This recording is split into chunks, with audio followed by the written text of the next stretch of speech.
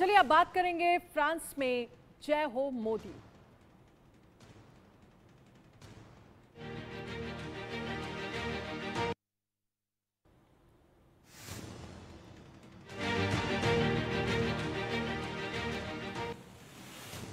प्रधानमंत्री नरेंद्र मोदी अपने 2 दिवसीय दौरे के तहत फ्रांस की राजधानी पेरिस पहुंच गए हैं। पीएम का विमान पेरिस के ओरली हवाई अड्डे पर लैंड किया। एयरपोर्ट पर फ्रांस की पीएम एलिजाबेथ बॉर्न ने पीएम नरेंद्र मोदी का स्वागत किया। वहीं फ्रांस की सेना ने पीएम मोदी के सम्मान में उन्हें गार्ड ऑफ ऑनर दिया। इस दौरान फ्रांस की सेना ने पहले भारत के राष्ट्रगान की धुन बजाई, इसके बाद फ्रांस के राष्ट्रगान की धुन बजाई गई।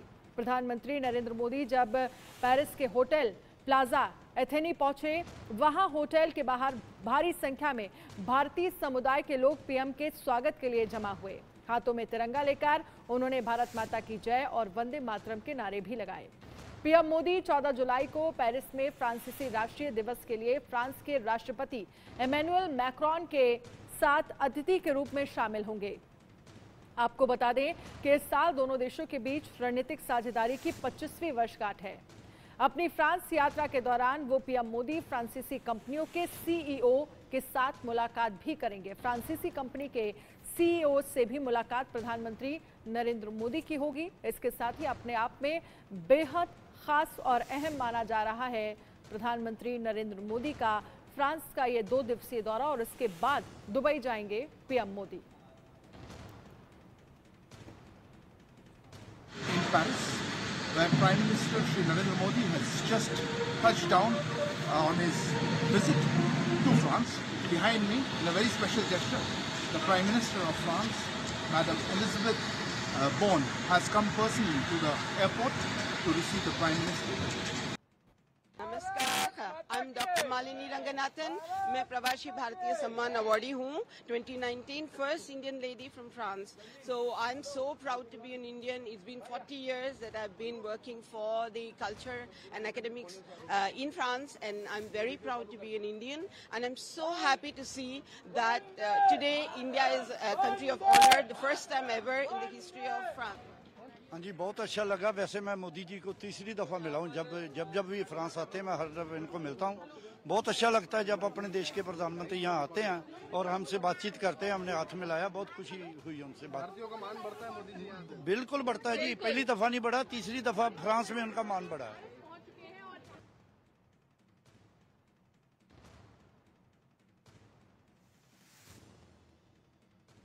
किस तरह से, चूंकि विशिष्ट अतिथि भी हैं, कल बैस्टल डे परेड होना है और उस परेड के किया जा रहा है। अतिथि के भारतीय समुदाय के लोग यहाँ पर मौजूद हैं और इन्हें संबोधित करेंगे पीएम। लासीन म्यूजिकल में सांस्कृतिक प्रोग्राम जो है वो वहाँ पर चल रहा है और कुछ ही देर में पीएम यहाँ पर पहुँचेंगे। और जो समय बताया जा रहा है वो 11 बजे का ही बताया जा रहा है, जब प्रधानमंत्री नरेंद्र मोदी को यहाँ पर पहुँचना है, भारतीय समुदाय को लोगों को संबोधित करना है। तस्वीरें हम आपको दिखा रहे हैं किस तरह से जो लोग वहाँ पर मौजूद हैं।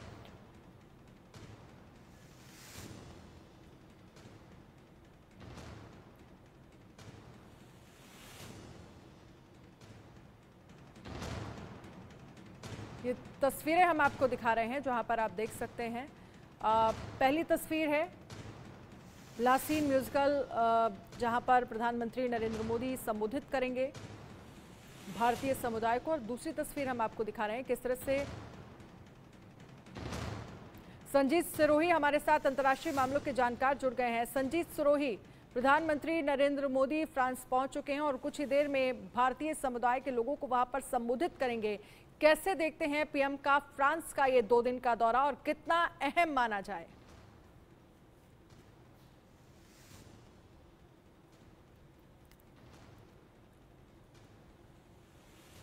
संजीत जी, आप मुझे सुन पा रहे हैं?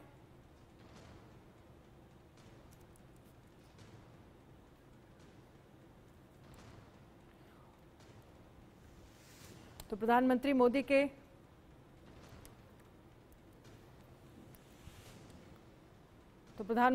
के स्वागत में पेरिस के लासीन म्यूजिकल में प्रवासी भारतीयों की ओर से सांस्कृतिक प्रस्तुतियां दी जा रही हैं। भारतीय समय अनुसार बात करें तो अब से कुछ ही देर में पीएम वहां पर पहुंच जाएंगे और कुछ ही देर में हम उनका संबोधन भी सुनेंगे।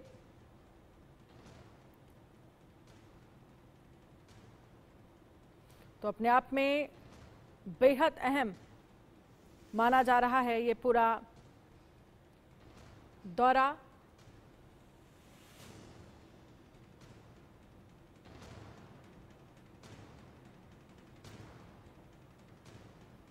और Sanjay Kulkarni lieutenant retired general हमारे साथ जुड़ गए हैं। संजय कुलकर्णी जी, सबसे पहले ये तस्वीरें अपने आप में बेहद खास, क्योंकि हमने देखा किस तरह से उनका स्वागत वहां पर किया गया और अब कुछ ही देर में वहां पर जो भारतीय समुदाय के लोग हैं उनको संबोधित करेंगे प्रधानमंत्री नरेंद्र मोदी। फ्रांस का ये 2 दिन का दौरा अपने आप में कितना अहम और कितना खास मानते हैं आप? मैं कहूँगा कि ये तो बहुत जिस गर्मजोशी से अपने प्रधानमंत्री का हर जगह पे स्वागत होता है, उसी माफिक मैं देख रहा हूं कि फ्रांस में भी बहुत उत्साह का लहर दौड़ रही है। और खासकर अब जब जैसे आप बता रही थी कि 25वां अपनी रणनीतिक साझेदारी के हो रहे 25 साल, और इस द्विपक्षीय मौके के ऊपर और बैस्टल डे जो कल मनाया जाएगा, उस उपलक्ष्य में जब अपने प्रधानमंत्री खासकर चीफ गेस्ट होंगे, मुझे लगता है बहुत जरूरी है, क्योंकि फ्रांस जो है एक बहुत रिलायबल स्ट्रैटेजिक पार्टनर रहा है। और सिर्फ डिफेंस और स्पेस के मामले में ही नहीं, मैं कहूँगा काफी कुछ, चाहे आप इसको न्यूक्लियर में देखिएगा, आर्टिफिशियल इंटेलिजेंस में देखिएगा, साइंस एंड टेक्नोलॉजी में देखिएगा, स्टूडेंट्स एक्सचेंज प्रोग्राम में देखिएगा, हर एक इसमें फ्रांस हमेशा भारत के साथ खड़ा दिख रहा है।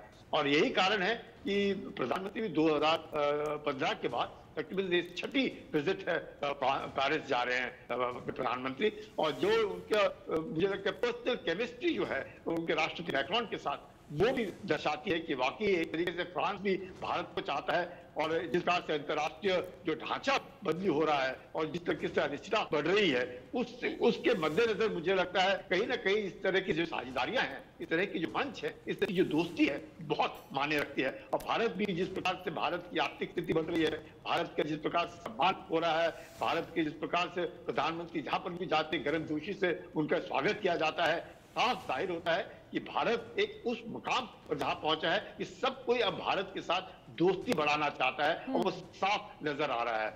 और यही कारण है कि मुझे लगता है फ्रांस भी, और जिस प्रकार से राफेल की डील्स हुए हैं, स्कॉर्पियन की डील्स होने हैं, तो मुझे लगता है जिस प्रकार से लगातार, अभी नहीं 25 साल तो हो गए, मैं कहूँगा कि 1950 के बाद भी जब मिस्टर 4 का जो एयरक्राफ्ट भारत में आए, जो फ्रेंच थे, उसके बाद मिराज आए, अब या अपने पास राफेल आए 36, अब इस प्रकार के बाकी जो आने वाले हैं तकरीबन 26 के आसपास का सौदा कहा जाता है, डील होगी।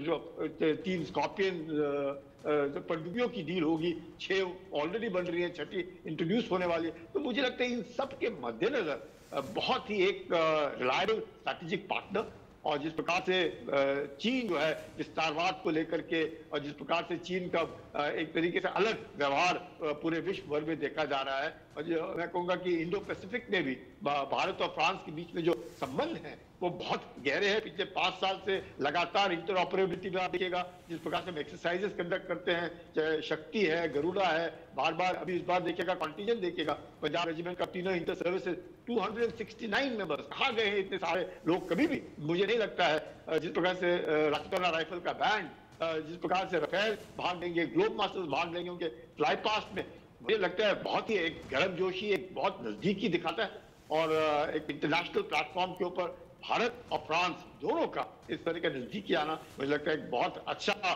संदेश विश्व को जाता है। ये एक भारत जो है रिलायबल पार्टनर है। बिल्कुल, आपके पास में आऊंगे, आप रहिएगा हमारे साथ। आसिफ रमीज दाऊदी भी हमारे साथ जुड़ गए हैं, विदेश मामलों के जानकार हैं। हाफिज रमीज जी, जो तस्वीरें सामने निकल कर आ रही हैं फ्रांस से, इससे पहले हमने देखा अमेरिका से भी इसी तरह की तस्वीरें सामने निकल कर आई थी, प्रधानमंत्री नरेंद्र मोदी का किस तरह से वहां पर स्वागत हुआ, और उससे पहले हमने देखा ऑस्ट्रेलिया में भी इसी तरह की तस्वीरें जो हैं वो देखने को मिली थी। अब दुनिया ये जान रही है और ये मान रही है कि भारत के साथ देशों के जो उनके देश है, उनके रिश्ते जो है वो मजबूत होने चाहिए, क्योंकि हर क्षेत्र में भारत जो है वो आत्मनिर्भर हो रहा है। और शायद यही वजह है कि हमने देखा है प्रधानमंत्री नरेंद्र मोदी का किस तरह से गर्मजोशी के साथ स्वागत हुआ है। और हमने देखा ऑस्ट्रेलिया में तो प्रधानमंत्री को बॉस तक कह दिया। तस्वीरें तो बोलती ही हैं। अभी जितनी भी चीजें हो रही हैं, आपने तमाम कंट्रीज की वो मिसालें भी दी, चाहे आप ऑस्ट्रेलिया की बात करें, चाहे आप अमेरिका की बात करें, दुनिया के किसी भी कोने में जहां जहां भारत के प्रधानमंत्री जाते हैं उनका बहुत ही शानदार इस्तकबाल होता है। और ये तस्वीरें एक मैसेज पूरी दुनिया तक पहुंचाती हैं। और वैसा ही नज़ारा आज भी हम देख पा रहे हैं फ्रांस के अंदर। अभी जैसे हमारे साथी कह रहे थे, और ये स्ट्रेटेजिक पार्टनरशिप का जो सिल्वर जुबली मनाया जाना है, और फ्रांस से जो एक इतना शानदार रिश्ता हिंदुस्तान का रहा हमेशा से, इन चीज़ों को देखते हुए जो इस्तकबाल वहाँ पे हुआ, इसका सही फ़ायदा उठाना भारत जानता है, फ्रांस जानता है। ये जो इस तरह के रिलेशंस होते हैं, जिस तरह की विजिट्स और मीटिंग्स होती हैं, इसकी बहुत अहमियत और बढ़ जाती है जब आप स्मार्टली उसको कई एंगल से, कई कॉर्नर से, कई तरीके से यूटिलाइज करते हैं अपने नेशनल इंटरेस्ट में और अपने मुल्क के लोगों के लिए। अब जैसे मैं आपको मिसाल के तौर पे ये बताऊं कि ठीक है, डिफेंस और स्पेस पे तो बात चलती है, फ्रांस का अपना एक इंटरेस्ट भी रहता है कि ज़्यादातर जो उनके डिफेंस से रिलेटेड जितनी भी चीज़ें हैं वो भी बिकती रहे, और इंडिया भी बहुत हद तक उनके लिए एक अच्छा मार्केट हो जाता है।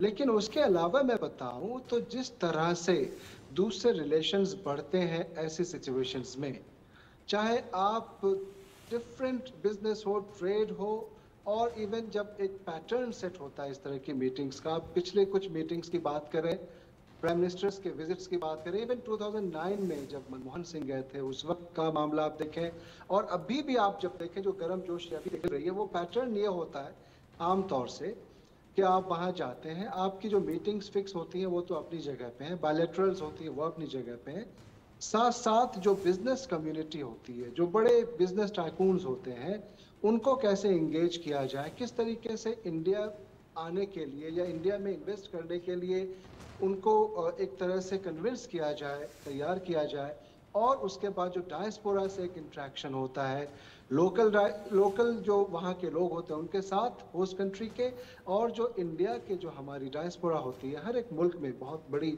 आबादी रहती है। हालांकि फ्रांस में मेरे ख्याल से उतनी बड़ी आबादी नहीं है, लेकिन जितनी भी होती है जिस मुल्क में, उस डायस्पोरा को एड्रेस करना भी आपने देखा कि लोग भी कैसे जोश में थे कि 3 बार से।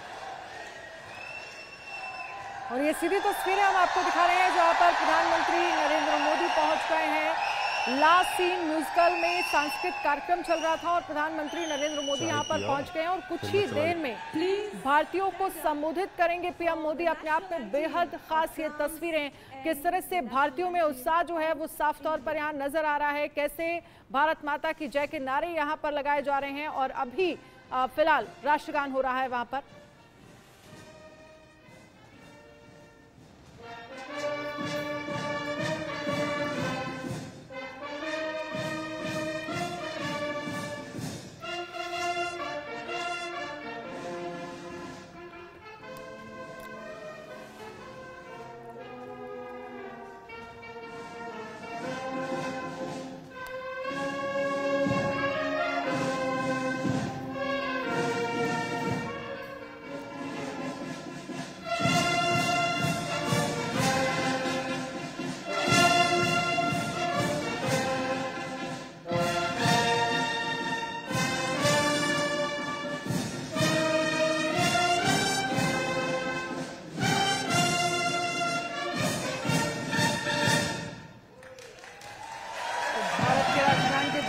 बजाई गई।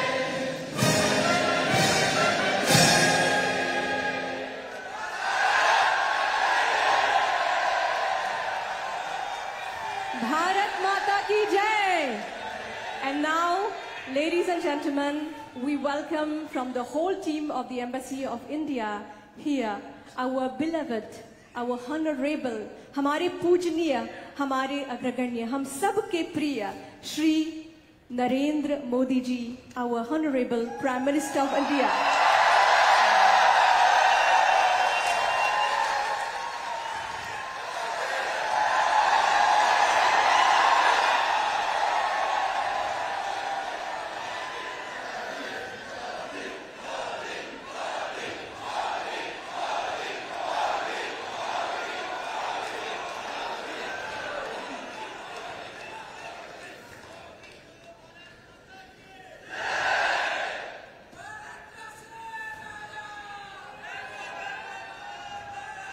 भारत माता की, भारत माता की। नमस्कार, bonsoir, वणक्कम, सत श्री अकाल, केम जो।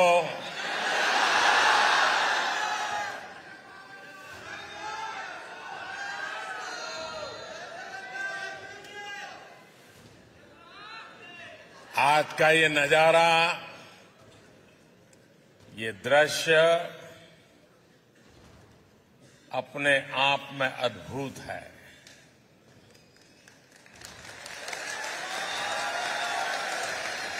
ये उत्साह अभूतपूर्व है और ये स्नेह आत्मीयता की अविरत धारा है।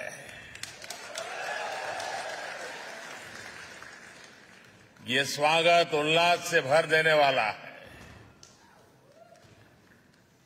देश से दूर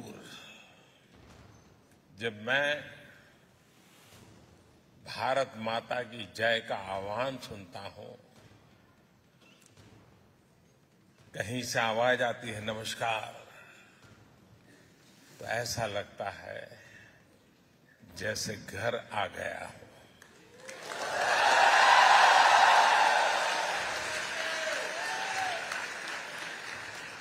और हम भारतीय जहां भी जाते हैं एक मिनी इंडिया जरूर बना लेते हैं।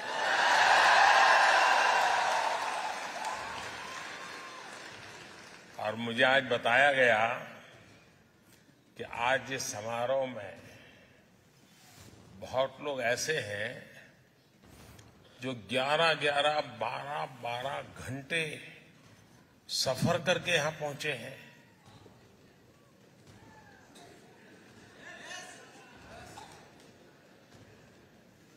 इससे बड़ा प्यार क्या हो सकता है जी?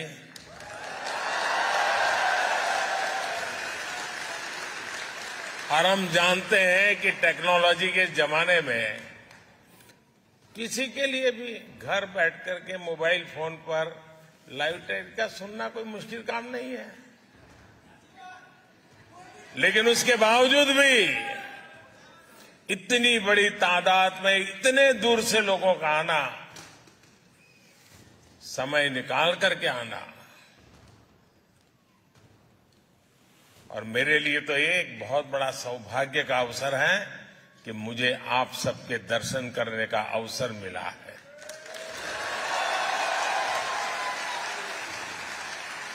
मैं आप सभी का यहां आने के लिए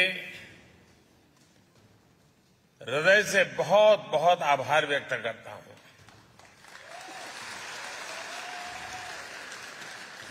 साथियों, मैं इससे पहले भी कई बार फ्रांस आ चुका हूं,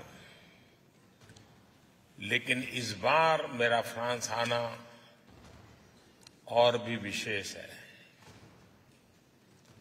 कल फ्रांस का नेशनल डे है। मैं फ्रांस की जनता को बहुत बहुत बधाई देता हूं।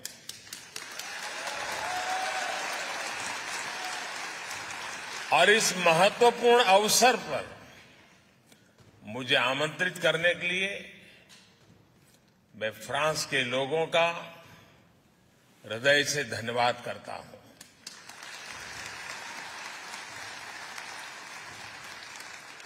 आज दिन में प्राइम मिनिस्टर एलिजाबेथ बोर्न मुझे एयरपोर्ट पर रिसीव करने आई थी।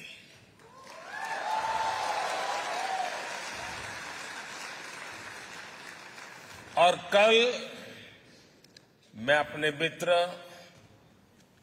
प्रेसिडेंट मैक्रो के साथ नेशनल डे परेड का हिस्सा बनूंगा।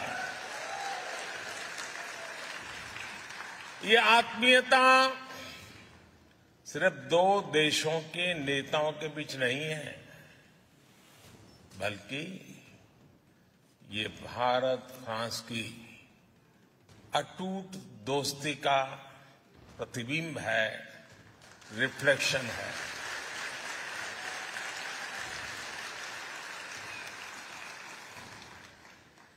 फ्रांस का नेशनल एंथम कहता है मार्शो मार्शो, यानी लेटेस्ट मार्च लेटेस्ट मार्च। हमारे यहां भी वैदिक काल से जो मंत्र हमें प्रेरणा देता रहा है वो है चरैवेति चरैवेति, यानी चलते रहिए, लेट्स मार्च।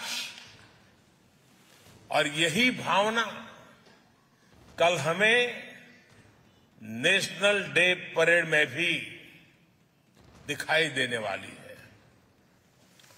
जल थल नभ में भारत की रक्षा करने वाली तीनों सेनाओं के जवान कल परेड में हिस्सा लेने वाले हैं।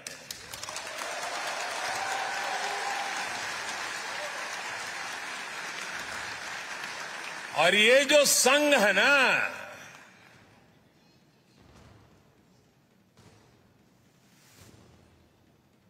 कुछ विशेष संघ है।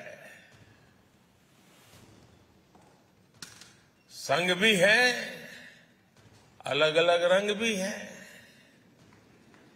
और चारों तरफ उमंग भी है।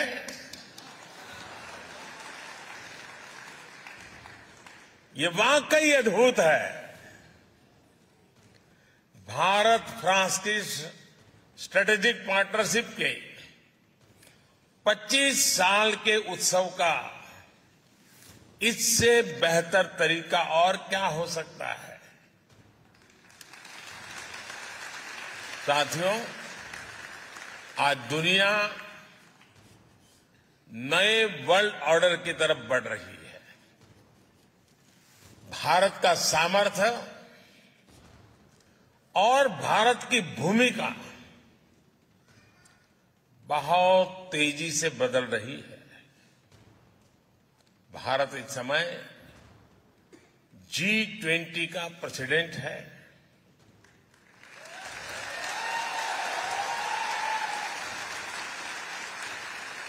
पहली बार किसी देश की प्रेसिडेंसी में ऐसा हो रहा है जब उस देश के कोने कोने में 200 से ज्यादा बैठकें हो रही है। पूरा G20 समूह भारत के सामर्थ्य को देख रहा है, उससे मंत्रमुग्ध है। क्लाइमेट चेंज हो, ग्लोबल सप्लाई चेन हो, आतंकवाद हो, कट्टरवाद हो, हर चुनौती से निपटने में भारत का अनुभव, भारत का प्रयास दुनिया के लिए मददगार साबित हो रहा है।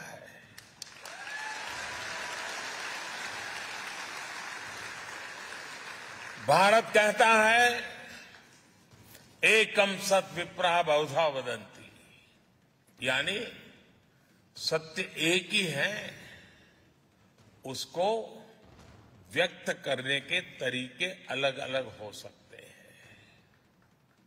भारत कहता है आत्मवत् सर्वभूतेषु, यानी जो करुणा, जो आत्मीयता हम अपने लिए दिखाते हैं, वही हमें दूसरों को भी दिखानी चाहिए। भारत कहता है संगच्छध्वम संवदध्वम संवो मनांसि जानता, यानी हम सब एक साथ चले, एक साथ बोले, हमारे मन एक हो। और भारत कहता है वसुधैव कुटुंबकम, यानी पूरा विश्व एक परिवार है। इसी भावना को लेकर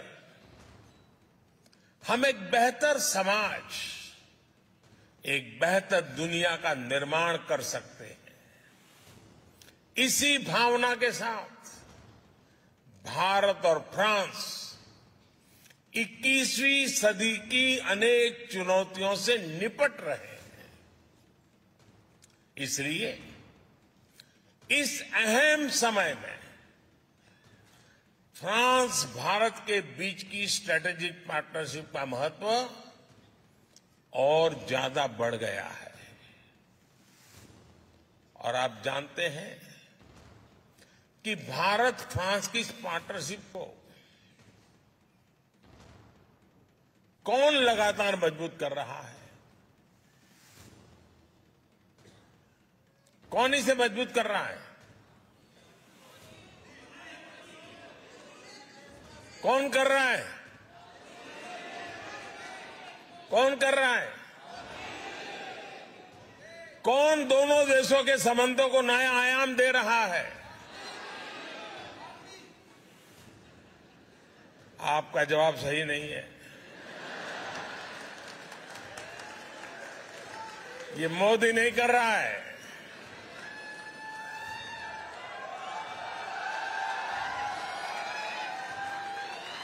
ये सब आप लोग कर रहे हैं।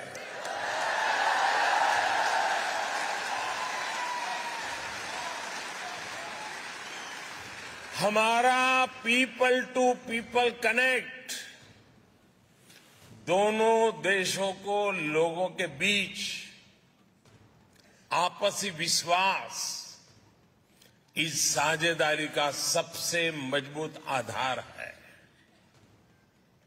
यहां नमस्ते फ्रांस फेस्टिवल होता है तो भारत में लोग बॉन्सो इंडिया का आनंद उठाते हैं।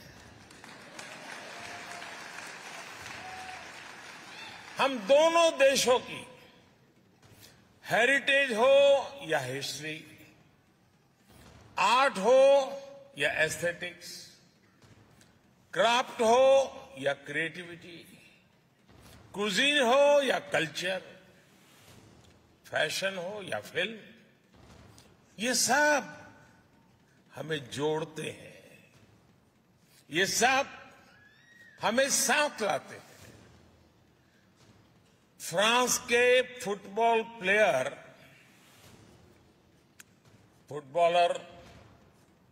उनकी पॉपुलैरिटी तो आप इंडिया आकर के देखिए। किलियन मापे के जितने फ्रेंड्स फ्रांस में नहीं होंगे, उससे ज्यादा वो भारत के युवाओं में सुपरहिट है।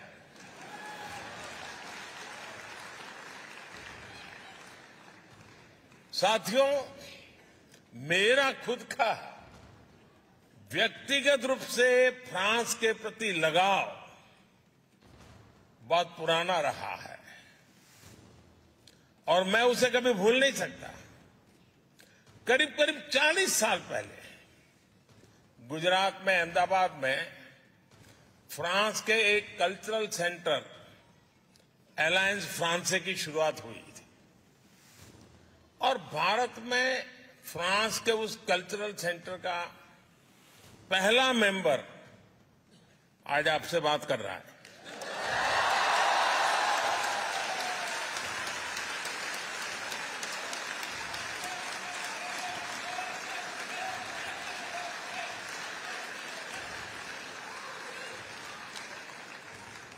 और मजा इस बात की है कि कुछ साल पहले फ्रांस सरकार ने पुराने रिकॉर्ड में से मेरा वहां का आई कार्ड वो निकालकर उसका जेरोक्स मुझे दिया था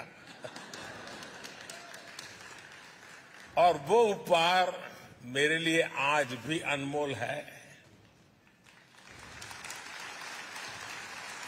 साथियों, भारत और फ्रांस के ऐतिहासिक रिश्तों पर कहने के लिए मेरे पास इतना कुछ है, बहुत लंबा समय निकल जाएगा। फिर आपका क्या होगा?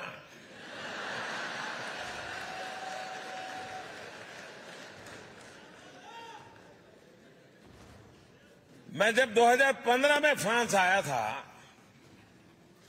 नौ शपेल गया था, तब मैंने वहां प्रथम विश्व युद्ध में शहीद हुए हजारों भारतीय सैनिकों को श्रद्धांजलि दी थी।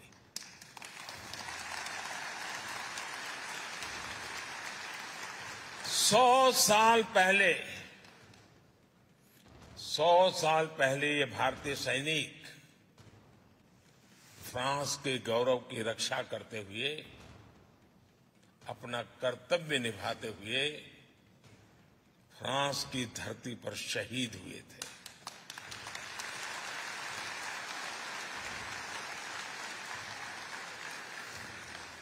तब ये बड़ी इमोशनल पल है दोस्तों। तब जिन रेजिमेंट से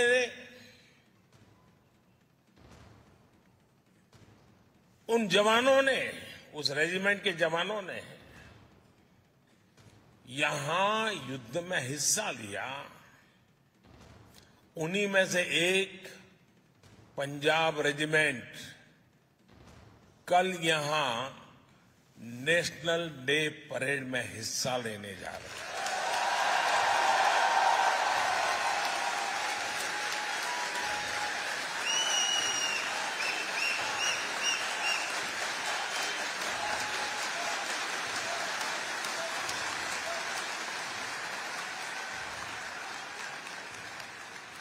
सौ साल का ये इमोशनल कनेक्ट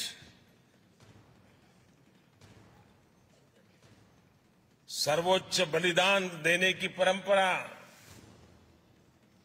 किसी की भलाई के लिए, ये कितनी बड़ी प्रेरणा है दोस्तों। कौन हिंदुस्तानी होगा जिसको इस बात का गर्व न हो।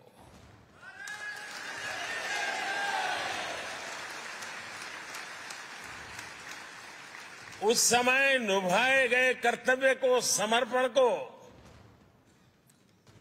इस धरती पर आज इतने गौरव से, सम्मान से याद किया जा रहा है। Thank you France.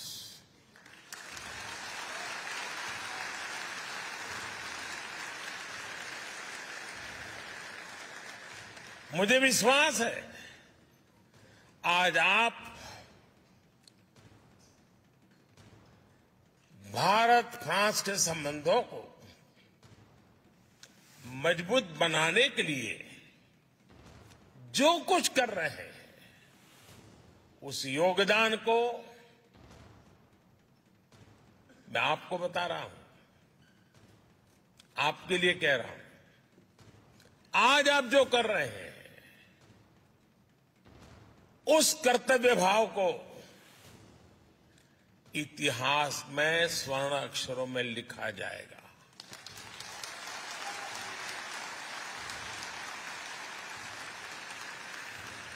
साथियों,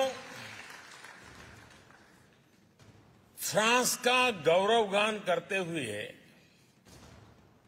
महात्मा गांधी ने कहा था, लिबर्टी, इक्वलिटी एंड फ्रेटर्निटी।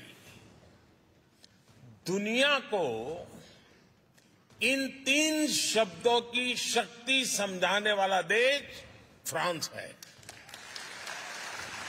ये महात्मा गांधी ने कहा था। जिस समय विश्व के अधिकांश देश भारत को सिर्फ आधिपत्य जमाने की दृष्टि से देखते थे, तब नोबेल पुरस्कार विजेता रोमा रोला ने कहा था, India is the mother of our civilization.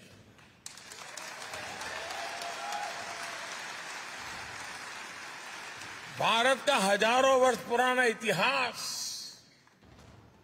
Bharat का अनुभव विश्व कल्याण के लिए भारत के प्रयासों का दायरा बहुत बड़ा है। भारत मदर ऑफ डेमोक्रेसी है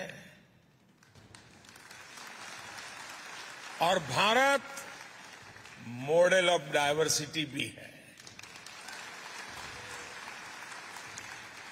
ये हमारी बहुत बड़ी शक्ति है, बहुत बड़ी ताकत है। मैं आपको एक उदाहरण देता हूं, एक एग्जाम्पल देना चाहता हूं। साथियों, हमारे यहां कहावत है कि कोस कोस पर बदले पानी, 4 कोस पर वाणी। यानी हर कुछ दूरी पर भारत में पानी का स्वाद बदल जाता है और वाणी यानी लैंग्वेज भी बदल जाती है।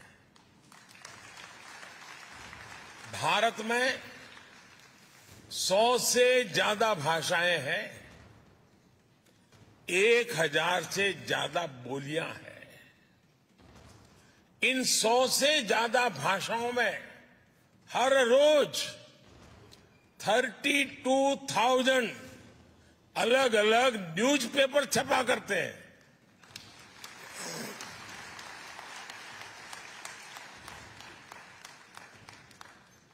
इन 100 से ज्यादा भाषाओं में 900 से ज्यादा न्यूज ब्रॉडकास्ट यानी चैनल्स पर, टीवी पर न्यूज ब्रॉडकास्ट होते हैं।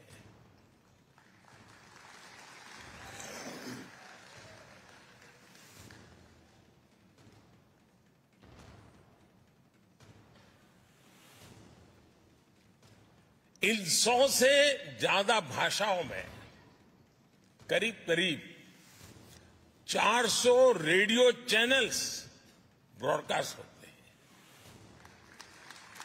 भारत में आज भी लिखने के लिए अनेक लिपियां हैं, स्क्रिप्ट्स हैं। हमारे लिए ये गर्व की बात है कि भारत अपनी इस महान परंपरा को आज भी जीवंत बनाए हुए है। भारत के स्कूलों में, भारत के अलग अलग कोनों में करीब करीब 100 भाषाएं पढ़ाई जाती हैं और बहुत से लोगों को ये पता नहीं होता कि दुनिया की सबसे पुरानी भाषा तमिल भाषा है।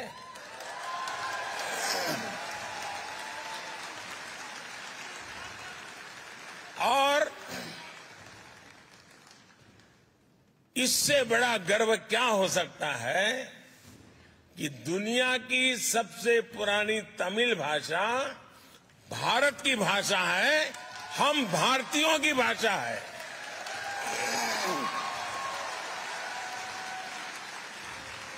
और साथियों, भारतीय भाषाओं की इस डायवर्सिटी का आनंद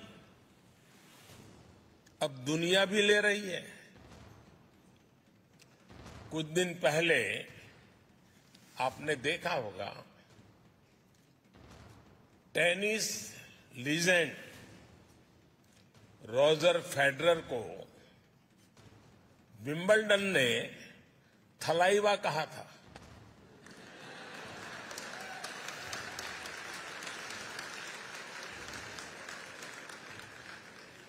यही डायवर्सिटी हमारे लोकतंत्र की सबसे बड़ी ताकत है।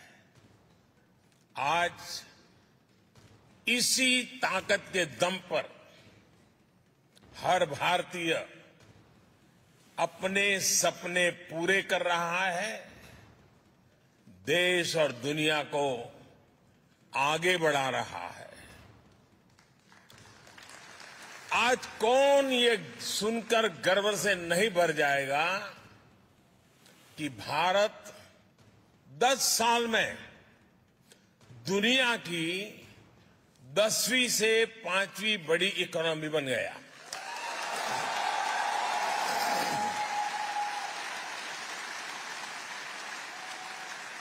और ये गर्व सिर्फ भारतीयों को ही नहीं होता है, आज पूरी दुनिया ये विश्वास करने लगी है कि भारत को $5 ट्रिलियन इकोनॉमी बनने में देर नहीं लगेगी।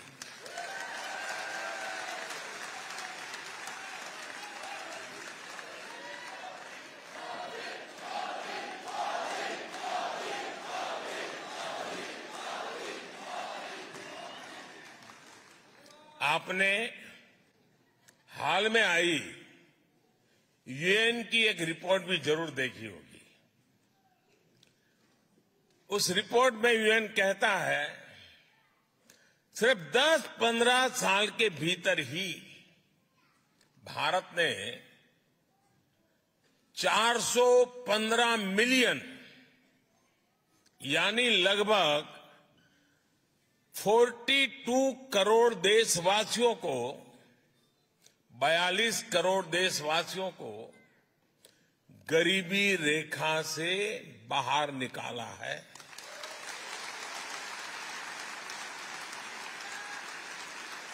आप कल्पना कर सकते हैं 415 मिलियन 415 मिलियन यानी ये पूरे यूरोप की पॉपुलेशन से भी ज्यादा है।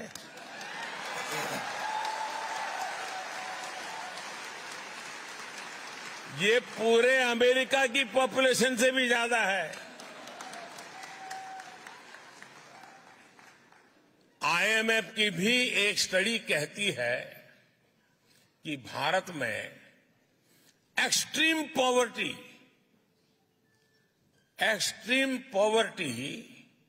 अब खत्म होने के कगार पर है।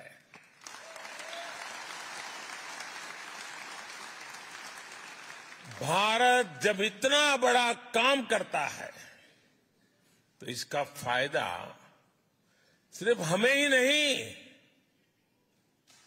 सिर्फ भारत को ही फायदा होता ऐसा नहीं, लेकिन पूरी मानवता को लाभ होता है। भारत के आगे बढ़ने से दुनिया के डेवलपमेंट पैरामीटर्स बदलते हैं,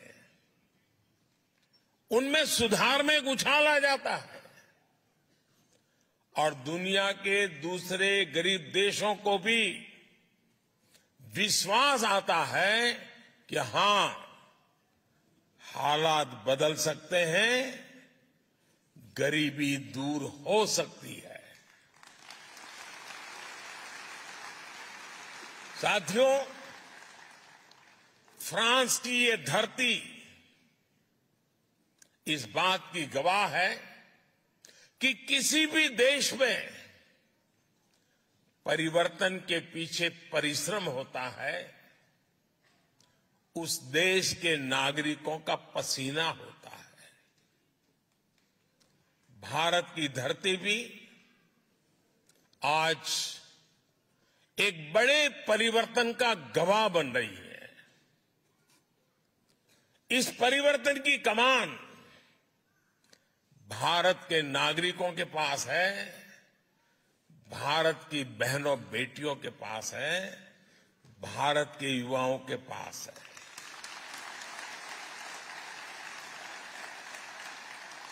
आज पूरा विश्व भारत के प्रति नई उम्मीद, नई आशा से भरा हुआ है। ये आशा, ये उम्मीद ठोस नतीजों में बदल रही है और इसकी एक महत्वपूर्ण ताकत है भारत का ह्यूमन रिसोर्स। ये ह्यूमन रिसोर्स संकल्पों से भरा हुआ है,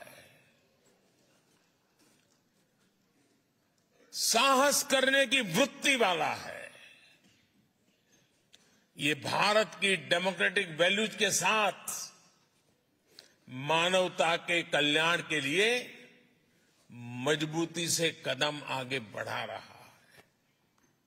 साथियों, आज का भारत अपनी वर्तमान चुनौतियों, दशकों से चली आ रही समस्याओं, उनका स्थायी समाधान कर रहा है।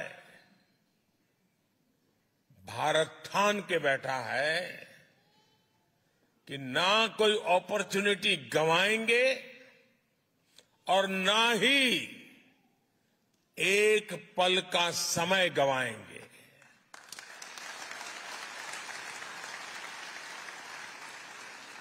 हम पूरी ताकत से देश के भविष्य को उज्जवल बनाने, आने वाली पीढ़ियों के भविष्य को उज्जवल बनाने में जुटे हैं। और मेरे साथियों, मैं आपको कहना चाहता हूं, मेरी तरफ से कहना चाहता हूं, मैं भी संकल्प लेकर के निकला हूं।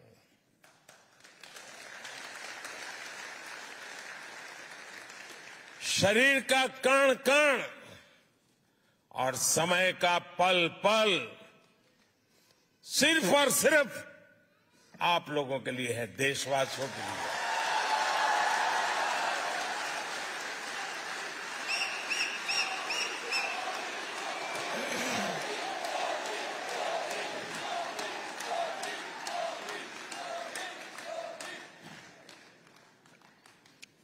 साथियों, आज टेक्नोलॉजी के प्रभाव को हम पल पल महसूस करते हैं। दुनिया टेक्नोलॉजी ड्रिवन है। आज भारत के 25,000 से अधिक स्कूलों में 80 लाख से ज्यादा बच्चे अटल टिंकरिंग लैब्स में इनोवेशन की एबीसीडी सीख रहे हैं। हमने 21वीं सदी की आधुनिक जरूरतों को देखते हुए नई नेशनल एजुकेशन पॉलिसी लागू की है। आज का भारत विमेन लेड डेवलपमेंट को आधार बनाकर आगे चल रहा है। और ऐसा नहीं है कि भारत में सिर्फ एक ट्राइबल विमेन, एक आदिवासी महिला भारत का प्रेसिडेंट के रूप में हम सबका मार्गदर्शन कर रही है। हमारा नेतृत्व कर रही है। आज भारत में लड़कियां भी हर सेक्टर में लीडरशिप की भूमिका में दिख रही है। हायर एजुकेशन में गर्ल्स एनरोलमेंट लगातार बढ़ रहा है और मुझे खुशी है कि यहां नेशनल डे परेड में हिस्सा लेने आए दस्ते में कई विमेन ऑफिसर्स हैं, विमेन पायलट शामिल है।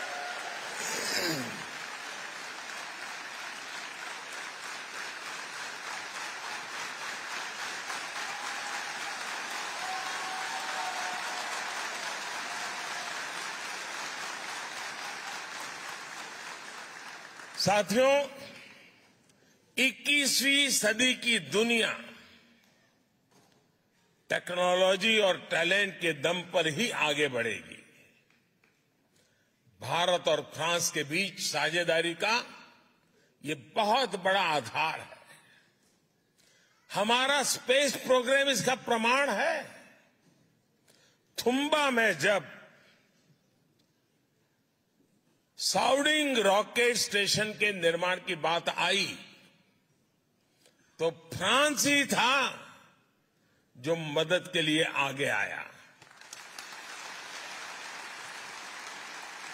उसके बाद से हम दोनों देशों ने स्पेस सेक्टर में बहुत लंबा सफर तय किया है। आज हम एक दूसरे के सैटेलाइट्स लॉन्च कर रहे हैं और आपको खुशी होगी, अभी जब मैं आपसे बात कर रहा हूं तो भारत में चंद्रयान 3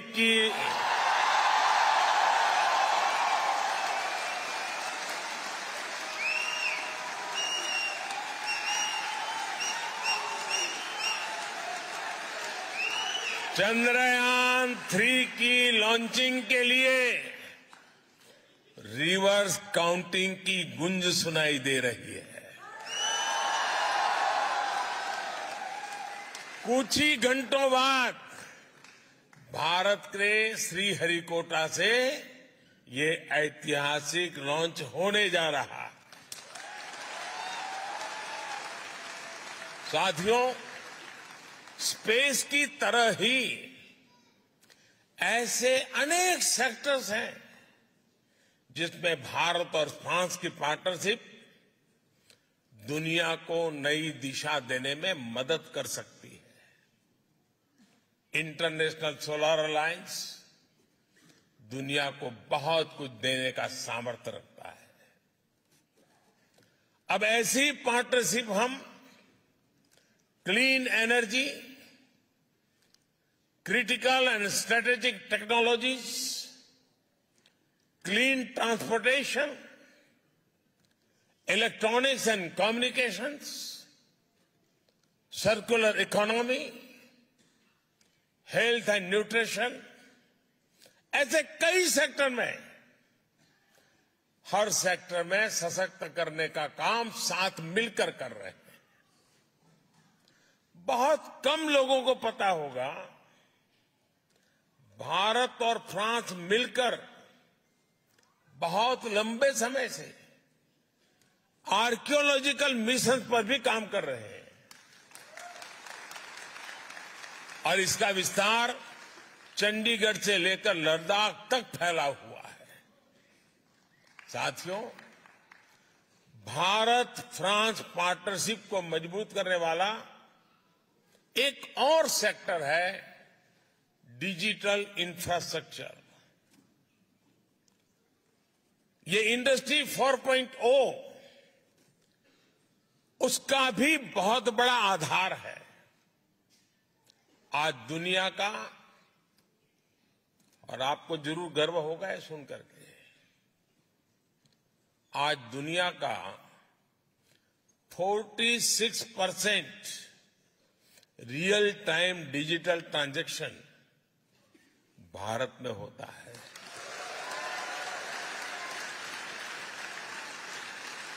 और मैं आपको भी चुनौती देता हूं कि अगली बार आप भारत में आए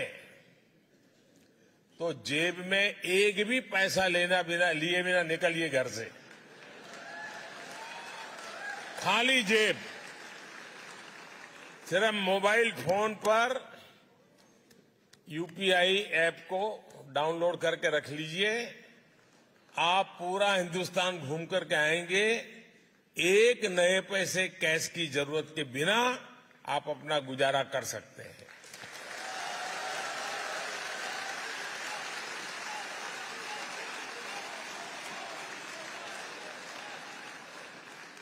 आज भारत में बैंकिंग सर्विस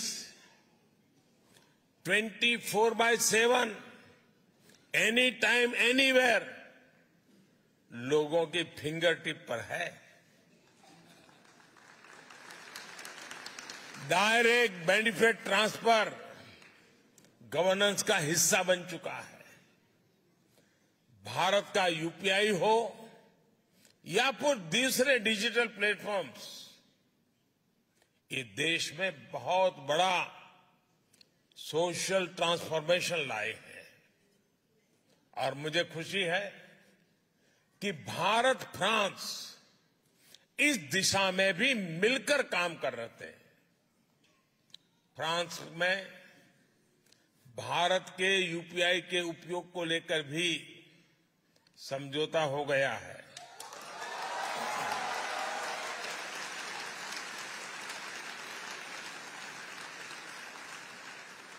अब मैं तो समझौता करके चला जाऊंगा, आगे बढ़ाने का काम आपका है।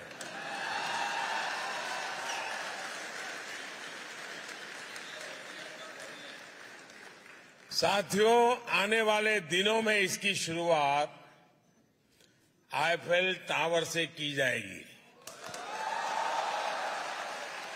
यानी अब भारतीय टूरिस्ट मोबाइल ऐप के जरिए आईफेल टावर में रुपये में भुगतान कर पाएगा।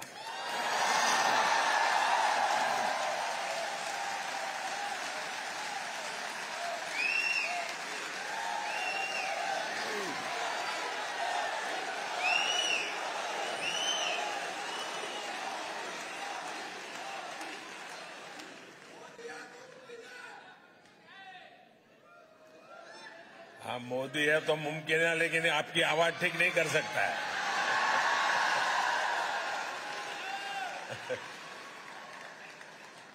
साथियों,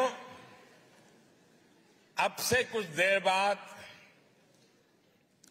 यहां,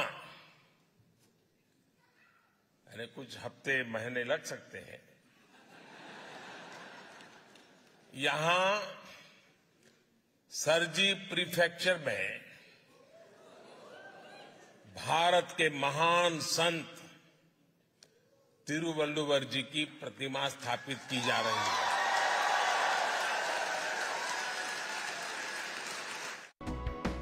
एसोसिएट स्पॉन्सर पनीर को क्या मस्त बना डाला जब डाला एमडीएच का शाही पनीर मसाला। असली मसाले सच सच एमडीएच। दिन पेरित उवक्कुम तन मगैने चांड्रोन एनकेट ताय।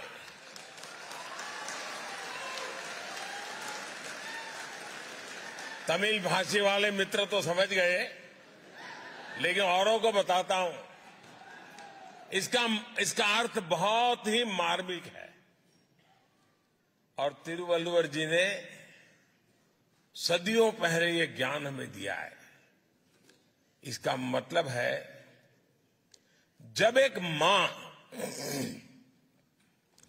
अपनी संतान की प्रशंसा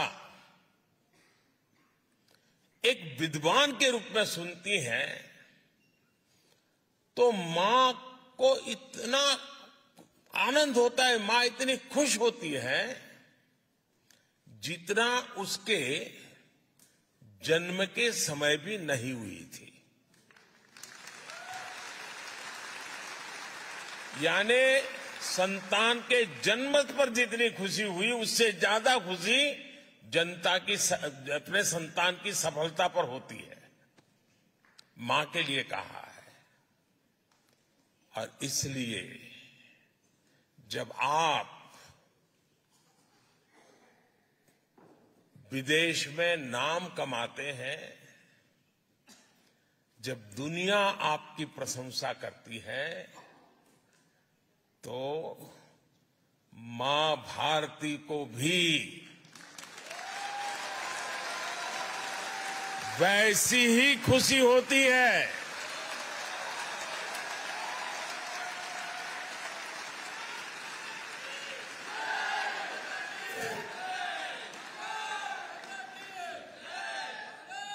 विदेशी धरती पर मां भारती को अपने हृदय में रखने वाली मां भारती के हर संतान को मैं भारत का ब्रांड एम्बेसडर मानता हूं। आप भारत के राष्ट्रदूत हैं। मैं जानता हूं कि भारतीय कहीं भी रहे, लेकिन अपना दिल भारत के लिए भी धड़कता है।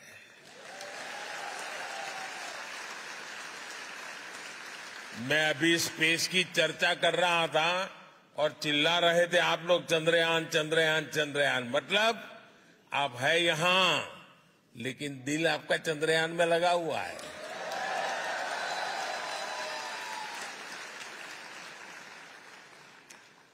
इसलिए ही फ्रांस सहित पूरी दुनिया में फैला हुआ हमारा जो इंडियन डायस्पोरा है, उस इंडियन डायस्पोरा ने रेमिटेंस का नया रिकॉर्ड बना दिया है। आप लोगों ने नया रिकॉर्ड बनाया है। बताऊं आपको? आपको पता नहीं है ना? हाँ। कोई बात नहीं, आपके पराक्रम के गीत भी मैं गाता रहता हूं।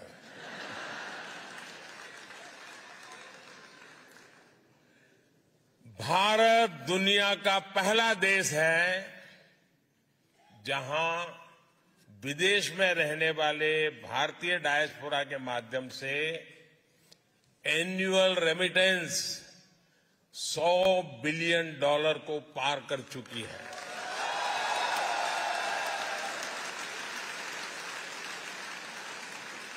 और खुशी की बात है कि आपका ये योगदान निरंतर बढ़ रहा है।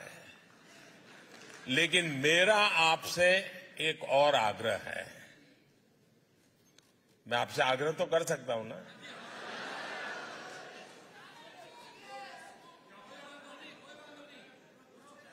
यार, कहने में क्या जाता है?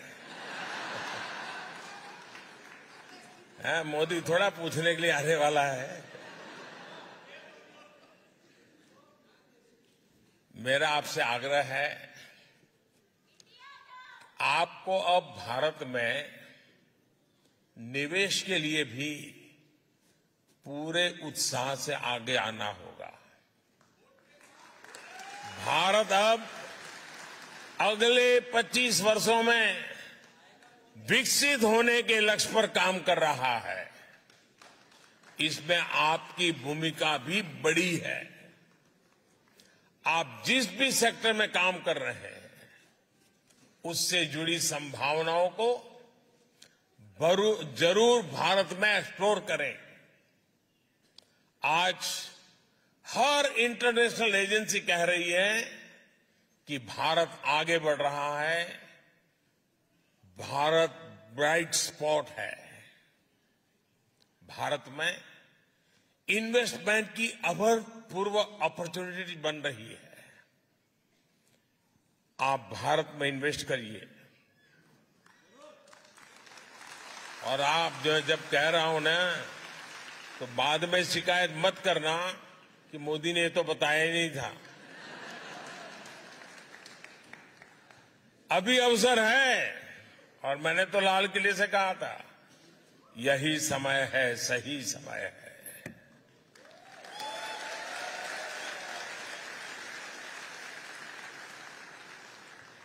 और जो पल जल्दी पहुंचेगा वो ज्यादा लाभ उठाएगा, जो देर से आएगा वो इंतजार करेगा। अब मौका लेना, कितना जल्दी लेना है, आप पर मैं छोड़ देता हूं। साथियों, इसलिए आइए और भारत में निवेश करिए। भारत सरकार विदेशों में बसे या काम कर रहे भारतीयों की सुविधा और सुरक्षा, इसके लिए भी पूरी तरह कमिटेड है। जंग का मैदान हो या फिर प्राकृतिक आपदा, भारत अपने नागरिकों को संकट में देखकर सबसे पहले एक्शन में आता है। यूक्रेन हो या सूडान, यमन हो या अफगानिस्तान, इराक हो या नेपाल, हमने भारतीयों की सुरक्षा के लिए पूरी ताकत लगाई है। विदेश में रह रहा हर भारतीय हमारे लिए उतनी ही प्राथमिकता है जितना हिंदुस्तान में रहने वाला मेरा देशवासी है।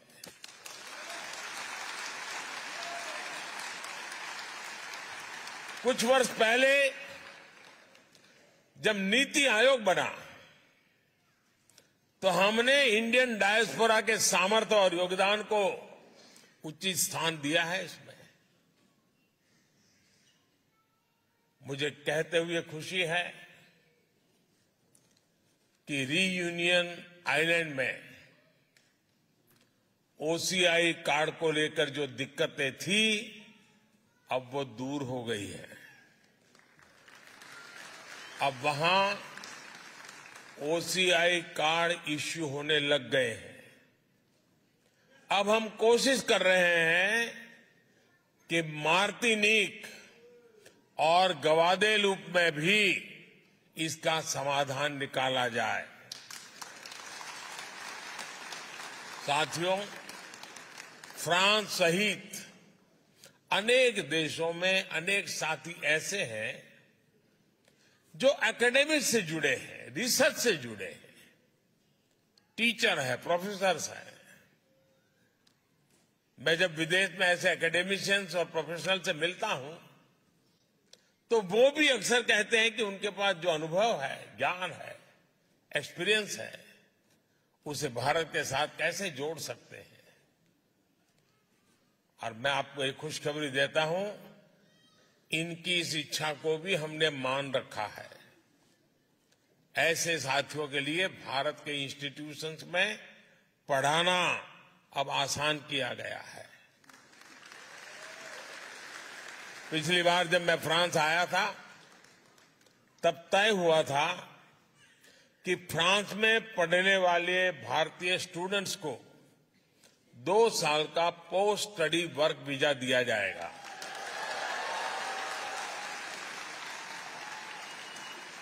अब ये भी निर्णय लिया गया है कि फ्रांस में मास्टर्स करने वाले भारतीयों को 5 साल का long term post study visa दिया जाएगा।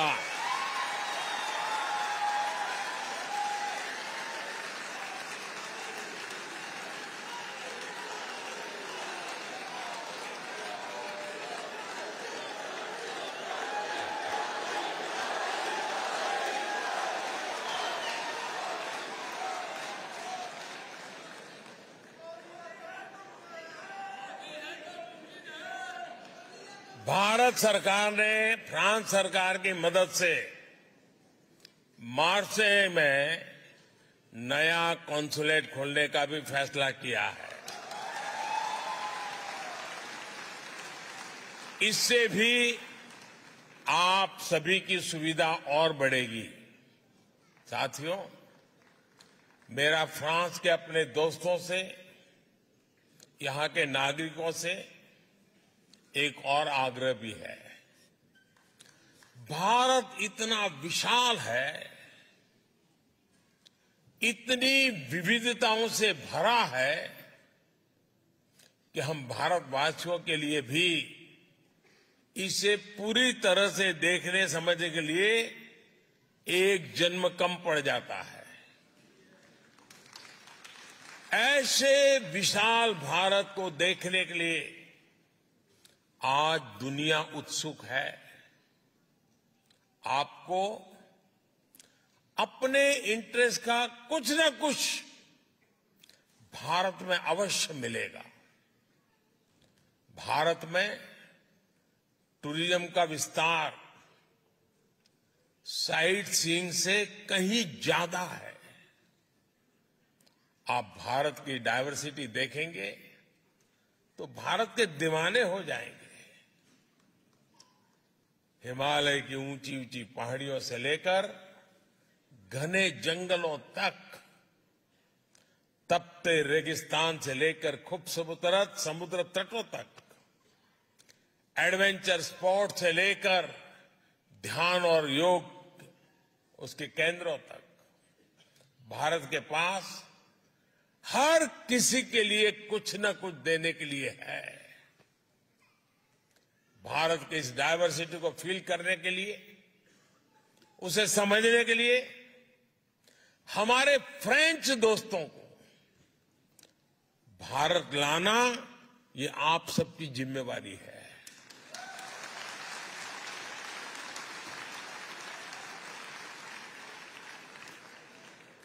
आप जितनी ज्यादा मदद उनकी करोगे वो ज्यादा आएंगे। मेरे भारत के आप मेरे भाई बहन, मेरे इंडियन डायस्पोरा इस काम को बखूबी कर सकते हैं। जिस तरह मोबाइल में या कंप्यूटर में एक्सेस कोड या पासवर्ड डालने के बाद एक नई दुनिया खुल जाती है, वैसे ही इंडियन डायस्पोरा भारत का एक्सेस कोड है, पासवर्ड है।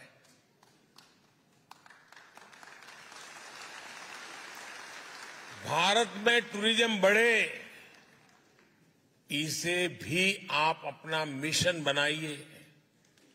भारत आने का मतलब है हजारों साल की विरासत का अनुभव करना, इतिहास का अनुभव करना। आप भारत आएंगे तो भारत की विरासत के साथ साथ ही विकास की भी गति देखेंगे। साथियों, हम संकल्प करें, हमारी पूरी क्षमता से, हमारे अनुभव से, हमारे संपर्कों से, संबंधों से फ्रांस के नागरिकों को बहुत बड़ी मात्रा में भारत के साथ जोड़े। आप जब आए तो उनको भारत लेके आए, आप उनको भारत जाने के लिए प्रेरित करें। हमारा पीपल टू पीपल कांटेक्ट बढ़ेगा तब सिर्फ टूरिज्म नहीं बनता है, वो तो होता ही जाता है, लेकिन उससे जो अपनेपन का सामर्थ्य पैदा होता है ना, वो पीढ़ी दर पीढ़ी की एक अनमोल विरासत बन जाती है। और मुझे विश्वास है दोस्तों कि आप कभी इसमें पीछे नहीं रहेंगे। आप इतनी बड़ी तादाद में आए, आप सबके दर्शन करने का मुझे अवसर मिला। मैं आपका हृदय से बहुत बहुत आभार व्यक्त करता हूं, बहुत बहुत धन्यवाद करता हूं। हमारे साथ बोलिए भारत माता की, भारत माता की, भारत माता की। धन्यवाद।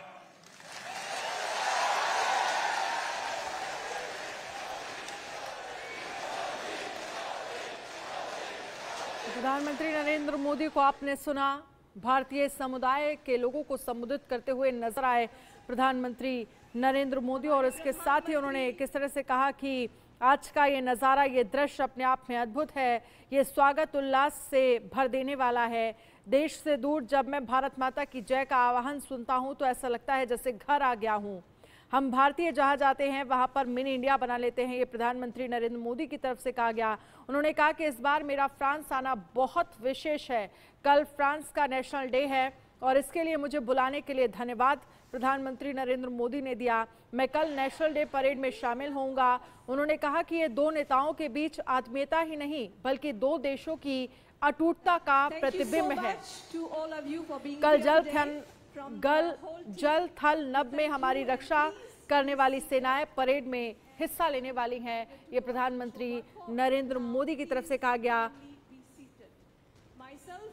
तो विशाल भारत को देखने के लिए दुनिया उत्सुक है। पीएम ने कहा कि आज दुनिया नए वर्ल्ड ऑर्डर की तरफ बढ़ रही है। भारत का सामर्थ्य और भारत की भूमिका भी तेजी से बदल रही है। भारत इस समय G20 के अध्यक्ष है और पहली बार ऐसा हो रहा है जब किसी देश के कोने कोनों में 200 से ज्यादा बैठकें जो हैं वो G20 से जुड़ी हो रही हैं, और तमाम जो बाकी देशों के जो G20 के जो ये कहा जा सकता है कि जो एम्बेसडर्स हैं वो वहाँ पर पहुँच रहे हैं। और साथ ही पीएम मोदी ने कहा कि क्लाइमेट चेंज हो, ग्लोबल सप्लाई चेन हो, आतंकवाद हो, कट्टरवाद हो, हर चुनौती से निपटने में भारत का अनुभव, भारत का प्रयास दुनिया के लिए मददगार साबित हो रहा है।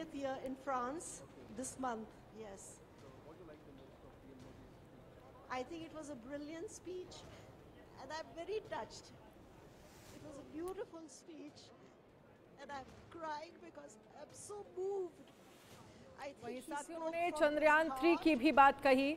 भारत में चंद्रयान 3 की लॉन्चिंग का काउंटडाउन शुरू हो गया है और उन्होंने कहा कि जब मैं यहाँ पहुँच रहा था तो मुझे सुनाई दे रहा था कि आप लोग चंद्रयान 3 की को लेकर भी जिस तरह से वहाँ पर लोग हैं वो काफ़ी ज़्यादा उत्सुक जो है वो नज़र आए। उन्होंने कहा कि भारत कहता है कि सत्य एक ही है, बस उसको कहने के तरीके अलग हो सकते हैं।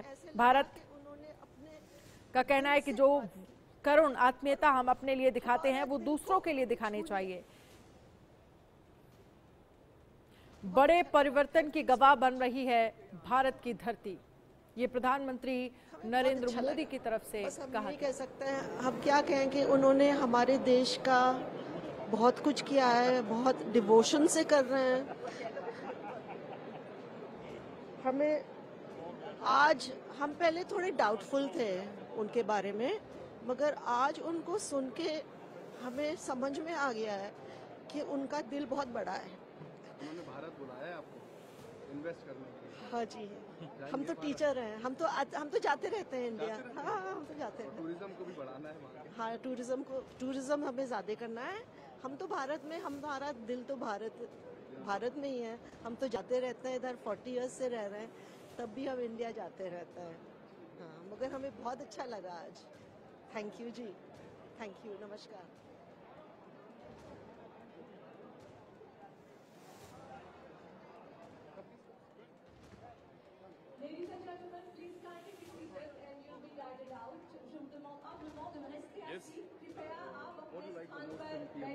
I think the collaboration between India and France is going very well. I think there's a future. There's a lot of good things to take over in India, because now, as he told, he can get visas for students who are going to India. That's really, I think, a very good thing. And I think with Modi, we are improving. I mean, in India, it's not the India I seen when I was small. I'm very happy with Modi around the place, and I'm very happy also that he is invited by Macron, because that we can see how much India and France are collaborating together. Any specific point which touched your? See, I think economically, like he told, this is a good time to invest in India. I mean, we are all born in India, but we are staying in France. But now it's and a lot of good things is there in India. I think a lot of people are thinking only about the poor thing in India, but it's not the India is poor. India is very good. I think in another 20 years, India will be from the two powerful country, even the first powerful country. My name is Suresh Andre. I'm from Pondicherry. My name is Celestine. It's a very funny thing. But there are a lot of countries, if you belong to another country and if you drive in France, it's okay for other people, but for Indian people it's very difficult to do license here. So if this message goes to Mr. Modi, I want that Indians could drive with their Indian license in France, just like with the visa and other things, and for the art also. Because I also run an art school here, and I'm meeting him tomorrow to gift him a painting. This is a huge painting. And I did a portrait of Mr. Modi. I'm going to meet him personally, and I'm giving this painting tomorrow to him. So hopefully I'll try and talk to him about this and about the school. Do you think that he's trying his best to, like you are asking for license, but again he's trying to do something? This is just a funny thing, but there are so many things. Economy-wise, I'll give you an example of, as an Indian in France, because I've been living here since 4 or 5 years. In the society, amongst the police or amongst the government officials, I think we have a very good reputation. People see us with respect. Indians are very quiet people. They don't make a drama. They don't make a fuss about anything. When they live here, there's a sense of serenity. It's very tranquil here. And so this is what has been appreciated by the police officers. So when I'm meeting police officers, if there is anything, they have a special gesture for Indian people. They always say that, we are a very peaceful community living in France and doing really good here today. Thank you so much. Karthik. Yes. I'm basically, yes, I live in France now. I'm an artist.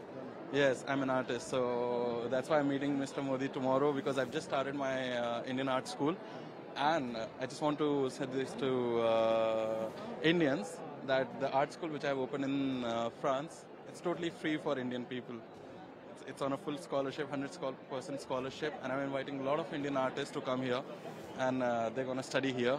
Not films and other things, but visual arts, basically, paintings and sculptures. See you.